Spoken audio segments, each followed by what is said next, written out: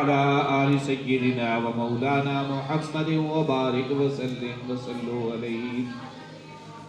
جمعرات اور جمعے والے دن خصوصیت سے جو وظیفہ رکھنا ہے وہ درود شریف کثرت سے پڑھنا ہے۔ کیا کرنا ہے؟ کثرت سے درود شریف پڑھنا ہے۔ جمعرات والے دن اتنا تو ہونا کہ 3000 دفعہ ہر بچہ درود شریف پڑھ کے سوئے، ہر بڑا، ہر مرد، ہر عورت 3000 دفعہ درود شریف پڑھ کے سوئے۔ ویسے تو روزانہ کے معمولات میں ایک تسبیح صبح شام درود شریف کی ہونی چاہیے، اور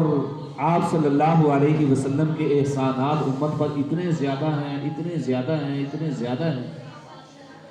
تو ہم پیارے نبی صلی اللہ علیہ وسلم پر درود شریف اٹھتے بیٹھتے چلتے پھرتے کثرت کے ساتھ پڑھتے رہے۔ سمجھ آ رہی ہے نا بھائی؟ تو حضرت ابو ہریرہ رضی اللہ تعالی عنہ صحابی رسول ہے، پیارے نبی صلی اللہ علیہ وسلم کا ارشاد نقل فرماتے ہیں۔ کیا فرماتے ہیں کہ جو قوم کسی مجلس میں بیٹھے اور اس مجلس میں اللہ جل جلالہ کا ذکر نہ ہو اور پیارے نبی صلی اللہ علیہ وسلم پر درود نہ ہو تو یہ مجلس ان پر قیامت کے دن وبال ہوگی۔ یہ مجلس ان کے لیے وبال ہوگی۔ ان کے لیے جو لوگ کسی مجلس میں بیٹھتے ہیں، اللہ جل جلالہ کا ذکر نہیں کرتے، پیارے نبی صلی اللہ علیہ وسلم پر درود شریف نہیں پڑھتے، تو ایسے ہی مجلس سے اٹھ جاتے ہیں تو یہ مجلس قیامت کے دن ان کے لیے وبال ہوگی۔ پھر اللہ جل جلالہ کو اختیار ہے، ان کو معاف کرے یا ان کو عذاب دے۔ ایک اور حدیث میں حضرت ابو ہریرہ رضی اللہ تعالی عنہ یہ الفاظ نقل کرتے ہیں کہ جو قوم کسی مجلس میں بیٹھتی ہے پھر وہ اللہ کے ذکر اور نبی پر درود سے پہلے مجلس برخاست کر دیتے ہیں، ختم کر دیتے ہیں، ان پر قیامت تک حسرت رہے گی۔ ایک اور حدیث میں ان الفاظ میں نقل کیا گیا ہے جو قوم کسی مجلس میں بیٹھتی ہے اور اس مجلس میں حضور پر درود نہ پڑے تو وہ مجلس ان پر وبال ہوگی، وہ مجلس ان پر وبال ہوتی ہے۔ حضرت ابو امامہ رضی اللہ تعالی عنہ سے بھی حضور اقدس صلی اللہ علیہ وسلم کا یہ ارشاد نقل کیا گیا ہے، جو لوگ کسی مجلس میں بیٹھیں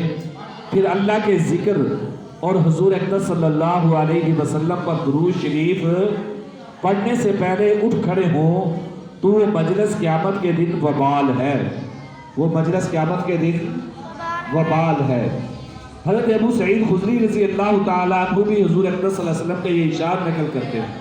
جو لوگ کسی مجلس میں بیٹھیں اور وہ حضور اقدس صلی اللہ علیہ وسلم پر درود شریف پڑھنے سے پہلے مجلس برخاست کر دیں تو ان کو حسرت ہوگی، چاہے وہ جنت میں ہی چلے جائیں، چاہے وہ جنت میں ہی چلے جائیں، اپنے اعمال کی وجہ سے اللہ جل جلالہ کے فضل سے جنت میں داخل ہو جائیں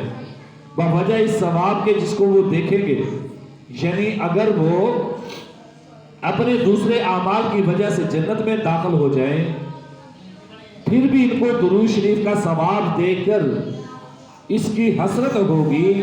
کہ ہم نے اس مجلس میں درود شریف کیوں نہ پڑھ لیا۔ حضرت جابر رضی اللہ تعالیٰ عنہ سے حضور اقدس صلی اللہ علیہ وسلم کا یہ ارشاد نقل کیا گیا ہے کہ جب لوگ کسی مجلس سے بغیر اللہ کے ذکر اور حضور صلی اللہ علیہ وسلم پر درود شریف پڑھے بغیر اٹھ جائیں تو ایسا ہے جیسا کسی سڑی ہوئی چیز اور مردار جانور پر سے اٹھے ہوں، یعنی ایسی گندگی محسوس ہوگی جیسے کسی سڑے ہوئے جانور کے پاس بیٹھ کر دماغ سڑ جاتا ہے۔ یا رب صلی وسلم دائما ابدا علی حبیبک خیر الخلق کلہم، اللہم صلی علی محمد فی اول کلامنا، اللہم صلی علی محمد فی اوسط کلامنا، اللہم صلی علی محمد فی آخر کلامنا، اللہم صلی علی محمد النبی الامی وعلی آلہ وصحبہ وسلم تسلیما۔ اور حضرت فضالہ رضی اللہ عنہ فرماتے ہیں ایک مرتبہ حضور اقدس صلی اللہ علیہ وسلم تشریف فرما دے، ایک صاحب داخل ہوئے، نماز پڑھی، پھر اللہم اغفر لی ورحمنی کے ساتھ دعا کی، حضور اکرم صلی اللہ علیہ وسلم نے ارشاد فرمایا اور نمازی تو نے بہت جلدی کر لی، اور نمازی تو نے بہت جلدی کر لی۔ جب تو نماز پڑھے تو اول اللہ جل جلالہ کی حمد و ثنا کیا کر، اول اللہ جل جلالہ کی حمد و ثنا کیا کر جیسا کہ اس کی شان کے مناسب ہے، پھر مجھ پر درود شریف پڑھا کر، پھر دعا مانگا کر۔ حضرت فضالہ رضی اللہ تعالیٰ عنہ کہتے ہیں پھر ایک اور صاحب آئے، انہوں نے اللہ جل شانہ کی حمد کی اور حضور اکرم صلی اللہ علیہ وسلم پر درود شریف بھیجا، اور حضور صلی اللہ علیہ وسلم نے ان صاحب سے یہ ارشاد فرمایا کہ نمازی اب دعا کر تیری دعا قبول ہو گئی، اب دعا کر تیری دعا قبول ہو گئی۔ توجہ ہے نا بھائی؟ کسی مجلس میں بیٹھے، کسی جگہ بھی بیٹھے، وہاں بیٹھ کر اللہ جل جلالہ کا ذکر، پیارے نبی صلی اللہ علیہ وسلم پر درود شریف پڑھنا، اس کا معمول زندگی بھر بنائیں، اور جب دعا مانگے تو پہلے بھی درود شریف پڑھے، درمیان میں بھی درود شریف پڑھے، آخر میں بھی درود شریف پڑھے، تو دعا قبول ہوتی ہے، وہ دعا قبول ہوتی ہے۔ ویسے بھی یہ مقبول وظیفہ ہے، مقبول ترین عبادت ہے، تو جمعرات والے دن، جمعے والے دن اس اعمال کی ہمیں کثرت کرنی چاہیے۔ ہمارے بہت سارے بزرگ ایسے گزرے ہیں جن کے معمولات میں لاکھوں مرتبہ درود شریف پڑھنا تھا، ہزاروں مرتبہ دن میں رات میں درود شریف پڑھتے تھے، اور پھر جمعرات جمعے والے دن کثرت سے درود شریف پڑھتے،